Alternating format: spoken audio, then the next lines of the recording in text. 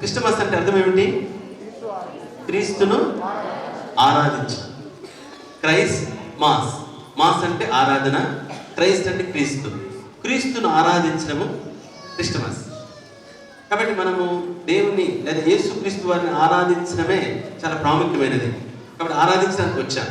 అలానే క్రిస్టమస్ యొక్క సందేశం, యేసుక్రీస్తు వారు ఎందుకు వచ్చారు అనే సత్యము, లేదా ఆయన వచ్చి ఏం చేశారు, ఎందుకు మనం క్రీస్తును ఆరాధించాలి, ఎందుకు మన ప్రభువును మనం ఆరాధించాలి, యేసుక్రీస్తు వారిని ఎందుకు మనం ఆరాధించాలి, క్రిస్టమస్ని ఎందుకు మనము ఆచరించాలి, మనము చూస్తాం. 3 మాటలు చెప్తాను. మొదటి మాటగా చూడండి, మత్తయి సువార్త 2వ అధ్యాయము మొదటి 2 వచనాలు. మత్తయి సువార్త 2వ అధ్యాయము మొదటి 2 వచనాలు. రాజైన హేరోదు దినములయందు యూదా దేశపు బెత్లెహేములో యేసు పుట్టిన పిమ్మట ఇదిగో తూర్పు దేశపు జ్ఞానులు యెరూషలేమునకు వచ్చి, యూదుల రాజుగా పుట్టిన వాడు ఎక్కడున్నాడు? తూర్పు దిక్కున మేము ఆయన నక్షత్రమును చూచి ఆయనను పూజింప వచ్చితమని చెప్పేది. ఇక్కడ చూస్తే జ్ఞానులు యేసుక్రీస్తు వారిని వెతుకుతూ వచ్చారు. మత్తయి సువార్త 2వ అధ్యాయము మొదటి 2 వచనాల్లో మనం చూస్తే 2వ వచనం ఏమని? తూర్పు దేశపు జ్ఞానులు యెరూషలేమునకు వచ్చి, యూదుల రాజుగా పుట్టినవాడు ఎక్కడ ఉన్నాడు? యూదుల రాజుగా పుట్టినవాడు ఎక్కడ ఉన్నాడు? మొదటి వ్యక్తి, జ్ఞానులు యేసుక్రీస్తు వారిని చూడడానికి వచ్చారు. దేనికి వచ్చారు? ఆయన ఆరాధించడానికి వచ్చారు. యేసుక్రీస్తు వారిని చూచి ఆయన పూజించడానికి, ఆరాధించడానికి వచ్చారు. వారు ఏ విధంగా యేసుక్రీస్తు వారిని కలుసుకున్నారు అంటే, ఈ జ్ఞానులు వారు అన్వేషకులుగా ఉన్నారు. వారు అడిగిన ప్రశ్న, ఏమని ప్రశ్న వేశారు? యూదుల రాజుగా పుట్టినవాడు ఎక్కడ ఉన్నాడు? Where is he who has been born king of the Jews. ఇక్కడ అడుగుతున్నారు, యూదుల రాజుగా పుట్టినవాడు ఎక్కడ ఉన్నాడు? సోదరుడా, సహోదరి, ఈ జ్ఞానులు యేసుక్రీస్తు వారిని కలుసుకున్నారు. ఈ జ్ఞానులు క్రీస్తును కలుసుకొని ఆరాధించగలిగారు. ఎలా వాళ్ళు కలుసుకోగలిగారు? వారు అన్వేషకులు, లేదా వారు వెతికే వారిగా ఉన్నారు. బైబిల్ చెప్తుంది, సామెతల గ్రంథము 8వ అధ్యాయము 17వ వచనం. సామెతల గ్రంథము 8వ అధ్యాయము 17వ వచనం. నన్ను జాగ్రత్తగా వెతుకువారు నన్ను కనుగొందురు. బైబిల్ చెప్తుంది, ఎవరు దేవుని కనుగొంటారు, ఎవరు యేసుక్రీస్తు వారిని తెలుసుకుంటారంటే, బైబిల్ చెప్తుంది, నన్ను జాగ్రత్తగా వెతుకువారు నన్ను కనుగొందురు. కాబట్టి ఈ జ్ఞానులు యేసుక్రీస్తు వారిని చేరడానికి, ఈ జ్ఞానులు యేసుక్రీస్తు వారిని ఆరాధించడానికి ఒక కారణం ఏంటంటే, ఈ జ్ఞానులు వారు ఏం చేశారు? వారు అన్వేషకులుగా ఉన్నారు. అంటే వారు వెతుకుతున్నారు. బైబిల్ ఏం చెప్తుంది? నన్ను జాగ్రత్తగా వెతుకువారు నన్ను కనుగొందురు. నీవు క్రీస్తును కలుసుకోవాలంటే, నీ దేవుని కలుసుకోవాలంటే, నిజ రక్షకుని తెలుసుకోవాలంటే, నిజ దేవుని నువ్వు గ్రహించాలంటే, ఆయన కలుసుకోవాలంటే, మొదటిగా నీవు అన్వేషకుడుగా ఉండాలి. సర్చ్, వెతకాలి. సోదరుడ, సహోదరి, ఈ మధ్యాహ్నకాల సమయంలో ఇప్పుడున్న వాళ్ళు ఎవరైనా సరే, నీవు దేవుని వెతికేవాడిగా ఉంటే నువ్వు కనుగొంటావు. ఈ జ్ఞానులు క్రీస్తును కనుగొనడానికి వారు వెతికారు. వాళ్ళు అడుగుతున్నారు, యూదుల రాజుగా పుట్టినవాడు ఎక్కడ ఉన్నాడు? యూదుల రాజుగా పుట్టినవాడు ఎక్కడ ఉన్నాడు? Where is he who has been born the king of the. యూదుల రాజు ఎక్కడ ఉన్నాడు? వాళ్ళ అన్వేషణ ఏమిటంటే ఆయన చూడాలి. వాళ్ళ అన్వేషణ ఏమిటంటే ఆయన కలుసుకోవాలి, ఆయన తెలుసుకోవాలి, ఆయన ఆరాధించాలి. నా రక్షకుని, నా దేవుని, సృష్టికర్తను ఎవరు అనే ప్రశ్న నీలో ఉంటే, అలానే నువ్వు వెతుకుతే నువ్వు కనుగొనగలుగుతావు. కాబట్టి వాళ్ళు ఎలా వెతుకుతూ వచ్చారు? బైబిల్ చెప్తుంది, నన్ను వెతుకువారు నన్ను కనుగొంటారు. వెతికినప్పుడు ఏమి కలిగిందండి? అదే వచనం రాయబడింది, యూదుల రాజుగా పుట్టిన వాడు ఎక్కడున్నాడు? తూర్పు దిక్కున మేము ఆయన నక్షత్రము చూచి ఆయనను పూజింపవచ్చితిమి.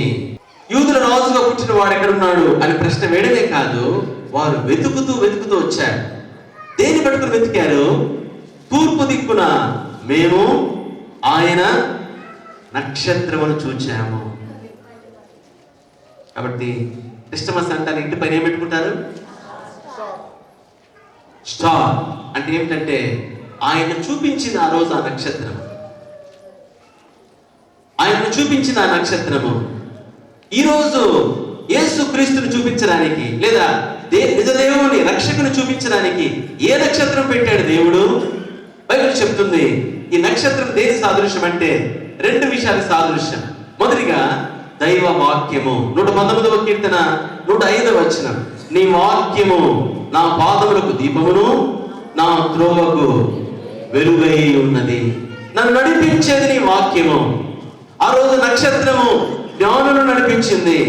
ఆ రోజు జ్ఞానులను యేసు దగ్గరికి నక్షత్రం నడిపిస్తే, ఈ రోజు నేను నడిపించేది నీ రక్షకుని, నీ దేవుని కనుగొనట్టు చేసేది దేవుని వాక్యము. రెండవది రోమీయులకు రాసిన పత్రిక 8వ అధ్యాయము 2వ వచనము, ఎందరైతే తన ఆత్మ ద్వారా నడిపించబడతారో వారు దేవుని కుమారులు అనబడదురు. బైబిల్ చెప్తుంది దేవుని ఆత్మ ద్వారా నడిపించేవారు. 2 సాధనాలు. ఆ రోజు నక్షత్రము జ్ఞానం నడిపించింది. ఈ రోజు దేవుని తెలుసుకోవడానికి దైవ గ్రంథము బైబిల్ నడిపిస్తుంది. రెండవది దేవుని ఆత్మ, పరిశుద్ధాత్ముడు నిన్ను నడిపిస్తాడు. సోదరుడ సహోదరి, ఈ జ్ఞానుల్లో అన్వేషణ ఉంది. రెండవది వారు వెతుకుతూ వచ్చారు. చాలా మంది అంటారు తూర్పు దేశపు జ్ఞానులు అంటే ఆ యెరూషలేము తూర్పుగా ఉన్న దేశము ఏం తెలుసండి? మన భారతదేశము, చైనా, పర్షియా దేశం. కాబట్టి వారు ఈ దేశం నుండి వారు వెళ్ళారు. ఒకరు చారిత్రకము చెప్పేది ఏమిటంటే భారతదేశం నుండి ఒకరు వెళ్ళారు, ఆస్ట్రాలజీ జ్ఞానం ఉన్న వాళ్ళు. ఒక జ్ఞాని వెళ్ళాడు, పర్షియా ఒకడు వెళ్ళాడు. సరే, నా విషయం ఏమిటంటే వారు వెతుకుతూ వెళ్ళారు. ఎంత దూరం వెతికారు? సోదరుడ సహోదరి, 1500 మైళ్ళు ప్రయాణం చేశారు. 1500 మైళ్ళు, ఇంచుమించు 6 నెలల కంటే ఎక్కువ కాలము వారు ప్రయాణం చేస్తూ వచ్చారు. 6 నెలల కంటే ఎక్కువ ప్రయాణం చేస్తూ వచ్చారు. ఆయన వెతుకుతూ వచ్చారు. దేశం నుండి దేశానికి, ప్రాంతం నుండి ప్రాంతానికి వారు వెతుక్కుంటూ ఆ నక్షత్రం పెట్టుకొని ప్రయాణం చేస్తూ వచ్చారు. సోదరుడ సహోదరి, నీవు గాని నిజముగాను వెతుకుతే ఆయన కనుగొంటావు. రెండవ మాట, రెండవ వ్యక్తులు, మత్తయి సువార్త 2వ అధ్యాయము 4వ వచనం. మత్తయి సువార్త 2వ అధ్యాయము 4వ వచనం. కాబట్టి రాజు ప్రధాన యాజకులను ప్రజలందరిలో నుండి శాస్త్రులను అందరినీ సమకూర్చి క్రీస్తు ఎక్కడ పుట్టునని వారిని అడిగాను. ఇక్కడ 2వ రకమైన ప్రజలు. మొదటి రకమైన ప్రజలు జ్ఞానులు, వెతికారు, కనుగొన్నారు. నీవు వెతికితే నిజ దేవుడు కనుగొంటావు. 2వ రకమైన ప్రజలు ఎవరు? వీళ్ళు ఎవరండి? శాస్త్రులు లేదా ప్రధాన యాజకులు. వీళ్ళ వృత్తి ఏమిటి? ఆచారాలను, దైవ సిద్ధాంతాలను, దైవత్వం గురించి వారు బోధించే వృత్తి వాళ్ళని. ప్రధాన యాజకులు, శాస్త్రులు అంటే ధర్మశాస్త్రం ఎరిగిన వారు. సరే, ఇప్పుడు హేరోదు రాజు ప్రశ్న వేస్తున్నాడు. ఈ జ్ఞానులు అడిగితే హేరోదు ఆ జ్ఞానులను అందరూ పిలిపించాడు. ప్రధాన యాజకులను, శాస్త్రులను అందరూ పిలిపించి అడిగాడు, ఏమిటంటే ఎక్కడ పుట్టిండొచ్చు ఈ దేవుడు లేదా ఈ యూదుల రాజు? అప్పుడు వాళ్ళు అన్నారు ఏమని? బెత్లెహేములో ఆయన పుట్టి ఉంటాడు. చాలా దగ్గర స్థలంలోనే యూదుల రాజు పుట్టాడు, వీళ్ళకి తెలుసు. కానీ వీరు వెళ్ళి ఆరాధించడానికి కానీ, ఆయన కలుసుకోవడానికి కానీ, రక్షకుని కలుసుకోవాలి అనే ఆశ వీరికి లేదు. ఎందుకు ఆశ లేదు? ఎందుకు ఆయన కలుసుకోలేదు అంటే మాకు తెలుసు. ఏం తెలుసు? ఆయన ఎక్కడ పుట్టాడో, ఆయన ఎవరో. సోదరుడ సహోదరి, 2వ రకమైన ప్రజలు నామకార్థ క్రైస్తవులు. నాకు బైబిల్ తెలుసు, నాకు వచనాలు తెలుసు, నాకు పాటలు తెలుసు, నాకు అది తెలుసు, ఇది తెలుసు అని చెప్పుకుంటూ వారు తెలిసింది వాస్తవమే కానీ ఆయనను ఇంకా కలుసుకోలేని వారు, ఆ రక్షకుని కలవని వారు, ఆ రక్షణ భాగ్యము ఇంకా పొందుకోని వారు. ఈ మధ్యాహ్న కాల సమయంలో సోదరుడ సహోదరి, నామకాంత క్రైస్తవుడికి వచ్చావేమో, నేను విమర్శించట్లేదు కానీ ఒక ప్రశ్న వేస్తున్నాను. నీకు తెలుసు రక్షకుడు ఎవరో, నువ్వు ఎరుగుదు రక్షకుడు ఎవరో. నా ప్రశ్న ఏమిటంటే, నువ్వు ఆయన కలుసుకున్నావా? ఆయన నీ రక్షకుడుగా మారాడా? నా రక్షకుడు నేను కలుసుకున్నాను, ఆయన నా రక్షకుడు నేను అంగీకరించాను, నా పాపం క్షమించబడ్డాయి, నేను ఆయన రక్షకుడు అంగీకరించాను, యేసు నా రక్షకుడు అని చెప్పగలుగుతావా? అలా చెప్పకపోతే నీకు తెలిసిన భక్తి, నీకు తెలిసిన జ్ఞానము ఎట్లా ఈ యొక్క ప్రధానులకు, ఆ ప్రధాన యాజకులకు, ఆ శాస్త్రులకు, ఎక్కడ యూదులు రోజు పుట్టాడంటేనే వెంటనే మీకా గ్రంథం తీశారు. మీకా గ్రంథం 5వ అధ్యాయంలో యూదా దేశపు బెత్లెహేమ, యూదా ప్రధానుల్లో నువ్వెంత మాత్రము అల్పమైన దానవి కావు, ఇశ్రాయేలును 7 రోజు నీలో నుండి చెప్పిస్తాడు. ప్రవచనం ఉంది, చదివారు, వాళ్ళు తెలుసు, కలుసుకోవడానికి వెళ్ళలేదు. నాకు తెలుసు, నేను ఎరుగుదును, మా నాన్న క్రైస్తవుడు, మా తాత పాస్టరు, మా ముత్తాత బిషప్ అని క్రైస్తవత్వములోనే ఉంటూ క్రీస్తును కలుసుకోకపోతే, ఈ మధ్యాహ్నం మా క్రీస్తు అంటున్నాడు, నువ్వు నన్ను కలుసుకోకపోతే ఆ రక్షణ భాగ్యం పొందుకోలేవు. రక్షకుడిని ఎరుగుదువు కానీ ఆ రక్షకుడిని కలుసుకున్నావా? రక్షకుడు ఎవరో తెలుసు కానీ ఆ రక్షణ భాగ్యం పొందుకున్నావా? సోదరుడ సహోదరి, ఈ మధ్యాహ్నం నువ్వు పొందుకోకపోతే, ఈ శాస్త్రులు పరిచయం ఏ విధముగా ఆయన గురించి తెలుసు కానీ ఆయన కలుసుకోలేదు, రక్షణ భాగ్యము పొందుకోలేదు. అంత మాత్రమే కాదు, వారు ఆయనను గురించి తెలిసినప్పటికీ కలుసుకోకపోవడమే కాదు, ఈనాడు అనేక నామకార్థ క్రైస్తవులు క్రీస్తును తెలుసుకునే వారికి అడ్డముగా ఉంటున్నారు. మన దేశం ఎంతో చక్కని దేశము, చక్కని భక్తిగల దేశము, అనేక భక్తిగల ప్రజలు మన దేశంలో ఉన్నారు, కానీ క్రీస్తును కలుసుకోవడానికి అడ్డం ఎవరు తెలుసండి? మాకు తెలుసు, మేము ఎరుగుదుము అనే ఈ నామకార్థ క్రైస్తవులే. సోదరుడ సహోదరి, ఈ మధ్యాహ్నము నేను విమర్శించట్లేదు కానీ క్రీస్తు దగ్గరికి రావడానికి నీ బ్రతుకు అడ్డమా, నీ మాట తీరే అడ్డమా? నేను చూసిన వారు మాట్లాడితే నీ వీధిలో ఎవడైనా గుడికి వస్తాడా? ఎవరు అమ్మో ఆమె గుడికి పోతుందా? మానే, చర్చ్ మానే. నువ్వు పిలిస్తే వస్తాడా? వీడు పోతున్నాడా? మందిరం వచ్చినోడు వీడు పోతున్నాడా? పలానోడు అంటున్నారా? సోదరుడా సహోదరి, ఈ మధ్యాహ్న కాల సమయంలో మత క్రైస్తవుడుగా, నామకార్థ క్రైస్తవుడుగా నీ ప్రవర్తన ద్వారా, నీ జీవితం ద్వారా క్రీస్తుకు అడ్డుగా ఉంటే, క్రీస్తు తెలుసు ఆయనే రక్షకుడని, కానీ నీవు వెళ్ళవు, వెళ్ళే వాళ్ళని లోపలికి రానియము. ఆ పలికి మాని నామ క్రైస్తవుడు ఒకరి ద్వారా ఒక గొప్ప నాయకుడు, చరిత్రను తిప్పగల నాయకుడు, ప్రపంచంలో చిరస్థాయి ఉండగల నాయకుడు, శ్రేష్టమైన రక్షణను అన్వేషిస్తూ వచ్చినప్పటికీ వీళ్ళను బట్టి వెనుదిరగాల్సి వచ్చింది. కాబట్టి రెండవ వ్యక్తులు ఎవరు? శాస్త్రులు, పరిచయులు. వాళ్ళు క్రీస్తును చూపించారు కానీ క్రీస్తును అంగీకరించలేదు, రక్షకుడుగా వారు పొందుకోలేదు. నేనే మార్గము, యేసు నేనే మార్గము.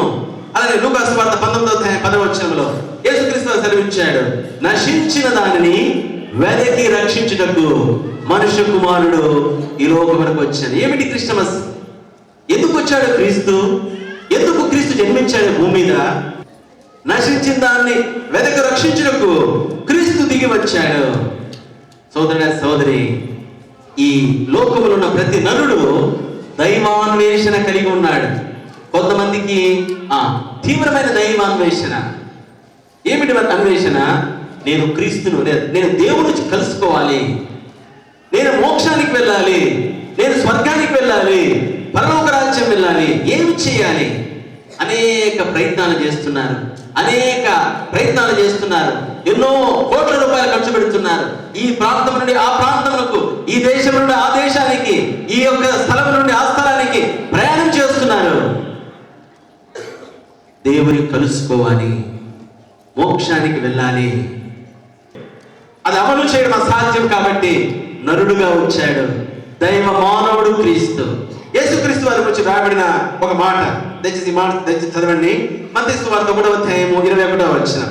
ఏమండి ఆయనకున్న అధికారం రక్షించడానికి? ఆయన ఎందుకు రక్షిస్తాడండి? సోదరుడా, సహోదరి, అయ్యా, అమ్మ, ప్రియ స్నేహితుడా, ఆ లోకము జన్మించిన వాడు ఎవరు లేరు. దైవ మానవుడుగా జన్మించిన వాడు ఈ సృష్టి యావత్తులో ఎవరు లేరు, ఆయన తప్ప. అంత మాత్రమే కాదు, ఆయన ఏం చేశాడు? యేసుక్రీస్తు వారు సిలువలో పాపానికి రావాల్సిన మూల్యాన్ని చెల్లించాడు. సిలువలో పాపం యొక్క శిక్షను ఆయన భరించాడు. ఆయన శరీరం అంతట్లో పంచగాయములు పొందాడు. మనకి ఎన్ని ఇంద్రియాలు ఉన్నాయి? పంచేంద్రియములు ఉన్నాయి. ఎన్ని ఇంద్రియాలు? పంచేంద్రియములు అంటే 5 ఇంద్రియాలు ఉన్నాయి మనకు. మానవుడు చేసే ఏ పాపమైనా ఈ పంచేంద్రియాలతోనే చేస్తాడు. యేసుక్రీస్తు వారి సిలువలో 5 గాయాలు ఎందుకు కొట్టారు? పంచగాయాలు ఎందుకు పొందాడంటే, ఎందుకు 10 గాయాలు పొందలేదు, 20 గాయాలు పొందలేదు, 25 గాయాలు పొందలేదు? పంచగాయాలు ఎందుకు పొందాడంటే, పంచేంద్రియములతో చేసిన మానవ జాతి పాపమును విమోచించుటకై సిలువలో పాపానికి రావాల్సిన మూల్యాన్ని చెల్లించాడు. యోహాను సువార్త 1వ అధ్యాయము 29వ వచనం రాయబడుతుంది, ఇదిగో లోక పాపమును మోసుకొని పోవు దేవుని గొర్రెపిల్ల. లోక పాపమును మోసుకొని పోవు దేవుని గొర్రెపిల్ల. లోకమంతటి పాపము నిమిత్తమాయి ఆ దేవదేవుడు నరుడుగా వచ్చి పంచగాయములు పొందాడు. చేతుల్లో మేకులు కొట్టించుకున్నాడు, తలను మూలగిరిని పెట్టించుకున్నాడు, ప్రక్కలో బల్లెముతో పొడిచాడు, కాళ్ళను మేకులు కొట్టించుకున్నాడు, వీపును కొరడాలు పెట్టుకొని లాగితే మాంసం చీల్చుకుంటూ వచ్చింది, రక్తం చిమ్ముకుంటూ వచ్చింది.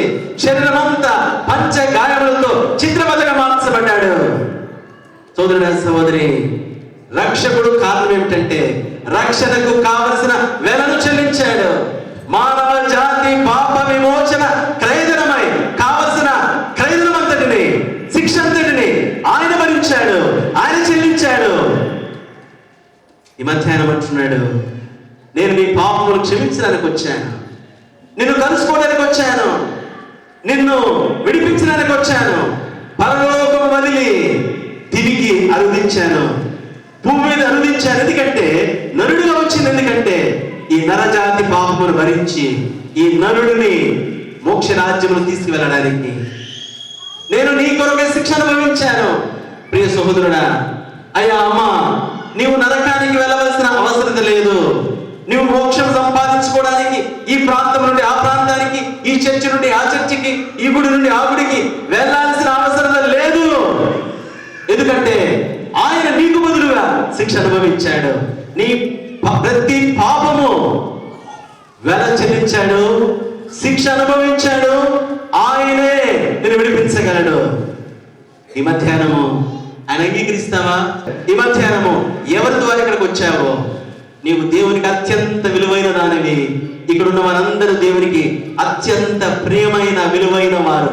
నీ బ్యాక్గ్రౌండ్ ఎలాంటిదైనా, నీ ఆర్థిక పరిస్థితి ఎలాంటిదైనా, నీ కులము, గోత్రము, వర్ణ, స్థాయి, స్తోమత ఎలాంటిదైనా సరే నువ్వు విలువైన వాడివి, నువ్వు విలువైన దానివి. ఈ మధ్యాహ్నం రక్షకుడు అంటున్నాడు, నీ కొరకు నేను నరుడుగా వచ్చాను, పంచగాయములు పొందాను, పంచేంద్రియాలతో చేసిన సంపూర్ణ పాపానికి వెల నేను చెల్లించాను. అంగీకరిస్తావా? నిరాకరిస్తావా? స్వీకరిస్తావా? నాకు కాదు, ఏదో క్రైస్తవుడికి వచ్చాను, నాకు కాదు క్రిస్టమస్ రోజు వచ్చాను, నాకు అంత క్రైస్తవుడు వెళ్ళిపోతాను, మళ్ళా సంవత్సరానికి ఒకసారి వస్తాను. రక్షకుడు గురించి తెలుసుకొని రక్షకుని స్వీకరించకపోతే నరకానికి వెళ్ళిపోతా. అలా ఈ రోజు నువ్వు వచ్చావేమో, ఆ రక్షకుడు పిలుస్తున్నాడు. ఈ మధ్యాహ్నము పరలోక రాజ్యము లేదా దైవ రాజ్యములో చేరడానికి మారు మనస్సు పొందు. ఏమిటి మారు మనస్సు? ఆ రక్షకుడు అంటున్నాడు, నా దగ్గరికి రా. నీ పాపాలను నా దగ్గర ఒప్పుకో. నీ పాపాలని చెప్పు, నా దగ్గర చెప్పు. ఏం పాపం చేశావు, ఏమేమి ద్రోహం చేశావు, ఏమేమి దోషం చేశావు చెప్పు నాతో. ఏం చేస్తావు నువ్వు?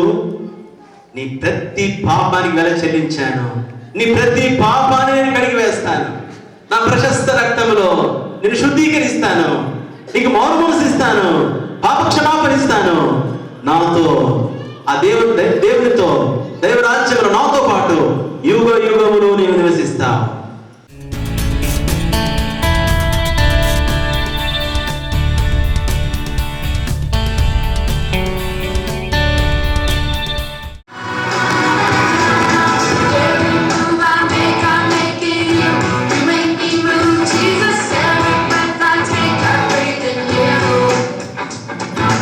Every step I take in you. You walk my way, Jesus. Every breath I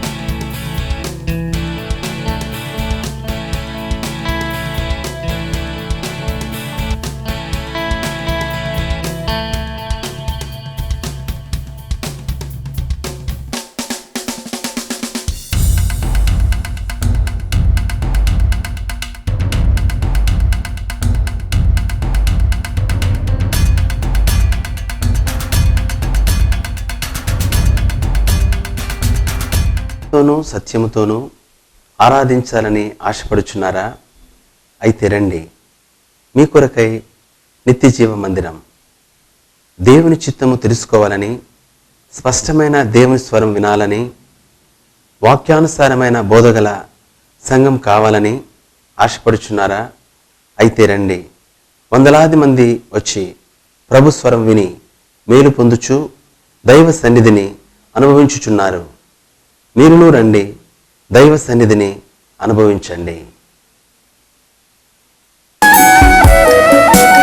మా ఆరాధనా స్థలం నిత్య జీవం, Divya Gardens, Nagarjuna Sagar main road, Karmanghat cross roads, Hyderabad 5,35,000. ప్రార్థనా మనవులకు మమ్మను సంప్రదించుటకు మా ఫోన్ నెంబర్ 9291635055. నిత్య జీవం, నిత్య శాంతి.